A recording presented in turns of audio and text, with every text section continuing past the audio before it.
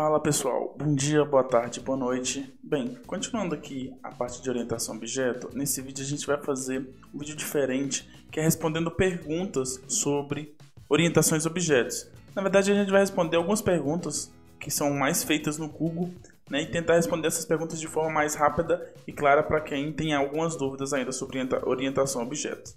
Vamos lá.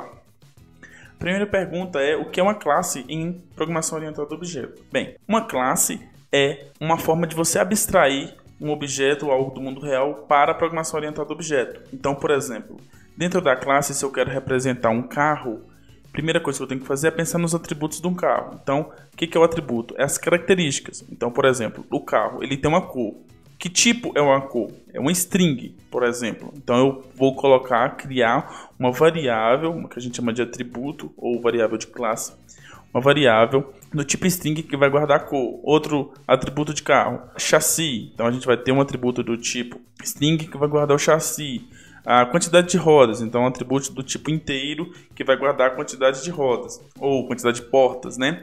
Então classe é uma forma da gente representar, e além dos atributos a gente pode colocar também ações. Então o carro ele pode acelerar, ele pode frear, são ações que um carro pode fazer, e através da classe a gente vai representar esse carro dentro da orientação a objeto, certo? A próxima pergunta é: o que é abstração? Abstração é justamente isso que eu acabei de falar, é você representar algo do mundo real, um objeto do mundo real, através das suas características em comum, através da classe. Ok? O que é um método? Um método é o que a gente chama de rotina, ou uma ação que a gente consegue executar dentro da classe que está relacionada com aquele objeto, certo? A próxima é: PHP é uma linguagem orientada a objetos? Bem, PHP não foi uma linguagem projetada para ser orientada a objeto. Porém, a partir de algumas versões, ela já se tornou uma linguagem orientada a objeto, ok? Bem, o que é encapsulamento em programação orientada a objeto? Encapsular é você separar, você colocar em uma cápsula, né? Seria essa a ideia.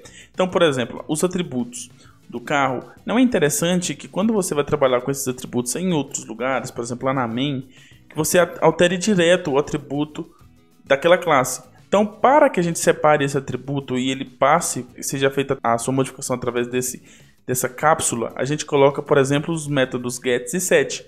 Então, tudo que a gente vai fazer nesse atributo, ele vai passar tanto para colocar um valor com o set, quanto para pegar o valor que está nele para a gente poder mostrar, por exemplo, através do get. Então, o encapsulamento é você fazer isso.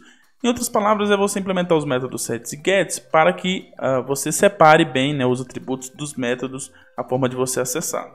Também está perguntando, né, o que é um método estático.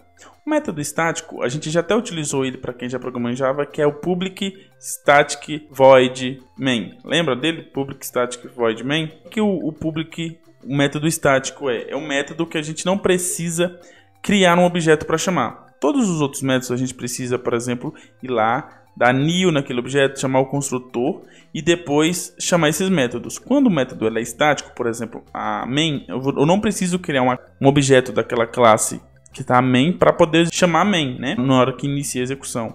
Por quê? Porque a main é um método estático. Então, para que você chame um método estático sem precisar implementar um objeto daquela classe, você simplesmente coloca antes do nome public static e o tipo de retorno e o nome. Então, se você colocando static, você já faz o método se tornar estático.